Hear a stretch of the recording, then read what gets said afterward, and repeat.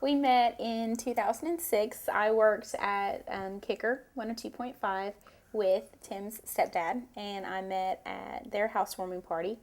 I met Tim, and we just had an immediate connection, but we were both in other relationships and really didn't think anything else about it, but just there was just an immediate connection, and we would just see each other throughout the years at different radio station events. And I got a divorce in 2009. Something. Yeah, something like that. And saw Tim on his stepdad's Facebook page in earlier this year, actually in February of this year of 2010, and thought, I wonder if he remembers me, and sent him a Facebook request.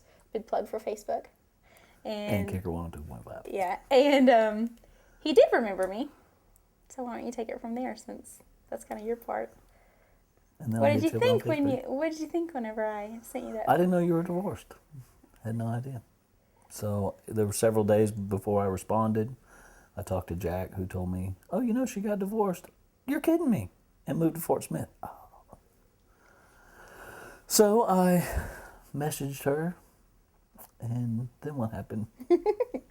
It's just kind of a whirlwind romance. I mean, we're both not young chickens and young chicks anymore. Spring chickens? What's that? Spring. Okay.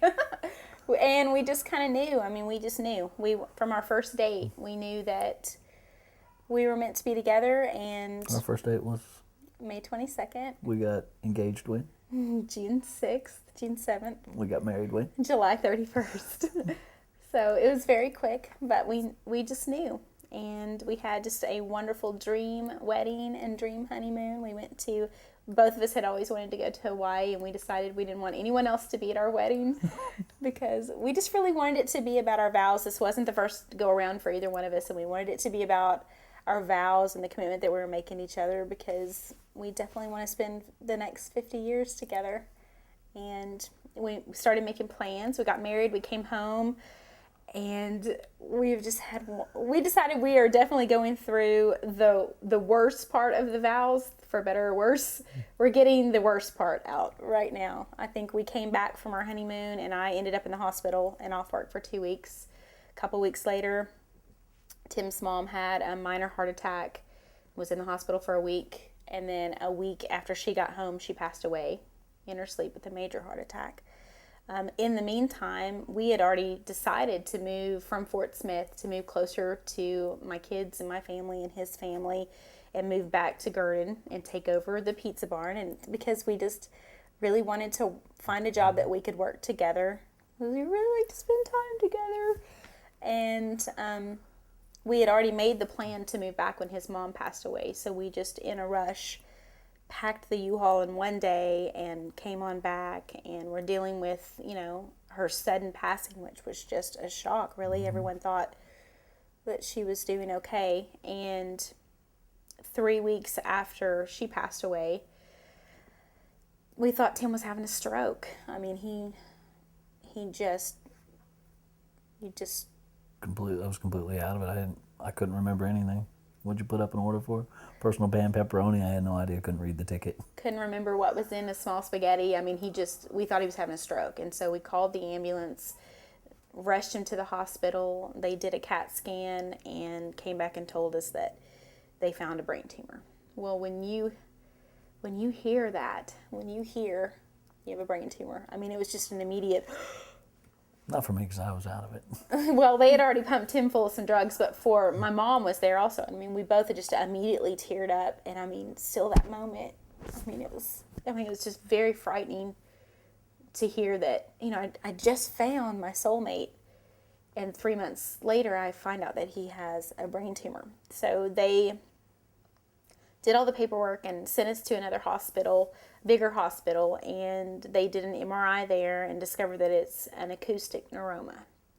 And they said it was the size of a golf ball.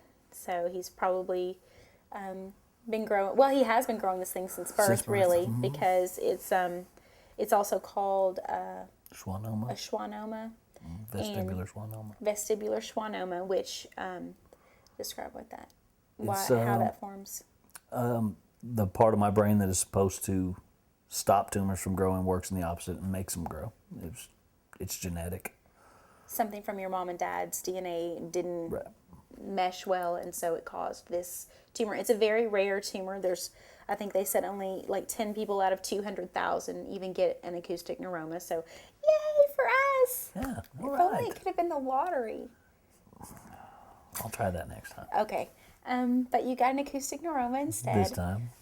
We've been researching all of the, different treatments for it. I mean, we have not seen good things on the internet about it, the surgeries and stuff. I mean, there's a lot of fear that goes into brain surgery. Obviously, if you hear that, and we don't have McDreamy from Grey's Anatomy operating on you, so I'm worried. I'm worried about your stupid brain tumor. I'd be worried if McDreamy was in the picture at all. Oh, because he's just an actor and not really a surgeon? Because you say McDreamy. I have a problem with that. That's what you have a problem with? Okay.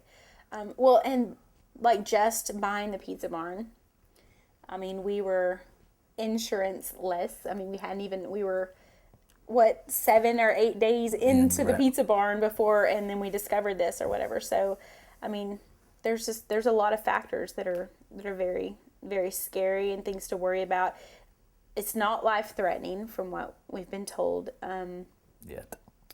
Yeah, it can keep, I mean, it does grow. It's very slow growing, the acoustic neuroma. It's slow growing, but his is already the size of a golf ball, which we measured is 4.12 centimeters.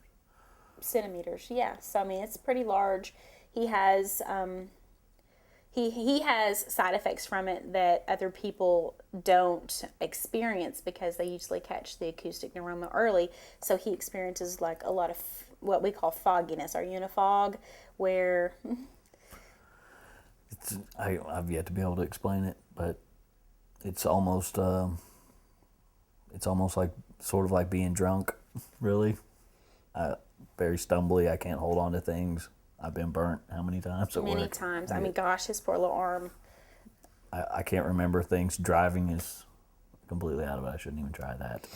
I mean, like he can't be at the Pizza Barn by himself. I mean, my dad has to be there, or I have to be there, because if he goes into a fog, he can't remember things. I mean, he just can't remember things. I mean, a simple thing that he may have just done when that fog hits. He said it's like a fog just goes over his brain. And we've seen a couple of other cases, because we have just scoured the internet on it. We've seen a couple other cases on it, but that fog, I think maybe is the worst. Yeah, it's the worst part. It's the worst part, and not knowing how to deal with it right at first, it was just horrible and frightening. I mean, now we kind of are, oh, you're in a fog. Okay, well, I'll take over doing whatever you were doing. He has a couple of options, but we're unsure right now exactly which one they're going to allow. But there is the, what's the main surgery called?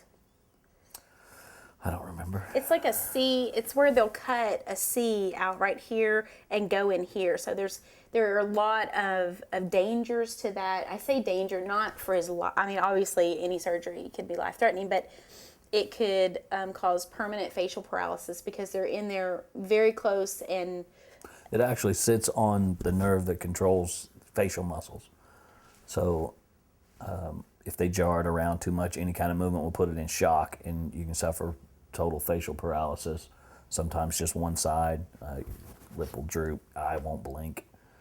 And it's just, I mean, it's a long recovery process from that. Obviously, they're taking a part of your skull off and doing that. So there's that surgery. And because his tumor is so large, we're afraid that they're going to really push that option. He has completely lost his hearing. I mean, he has not been able to hear for probably 5 years. And even most people that have an acoustic neuroma, they lose their hearing. So, but he's already been used to it, so that's not going to be, a big loss to him because he's already not had his hearing for so long. What? The procedure that we're hoping that they will let him do is called Gamma Knife or Cyber Knife, and that's where he will just go in for an outpatient procedure. They put a huge helmet on him, and they actually drill it into his skull, and then they do compressed radiation, is that the right word? Mm-hmm. Where they just shoot radiation, like 200 different beams to the tumor and just kill it.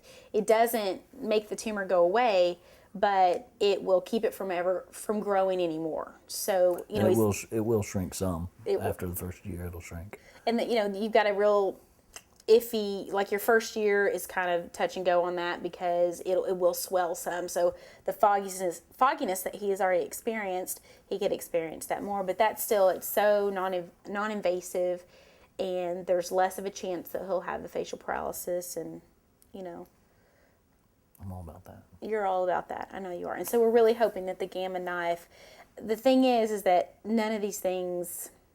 I mean, all of this is so expensive. I mean, if you don't have insurance, and even with insurance, I think the Gamma knife we saw with insurance, where they gave the discount, one dose of that was $25,000, and this was a couple of years ago, because it's really hard to find anything online where they'll actually give you a price. But we did find one. It was 2003.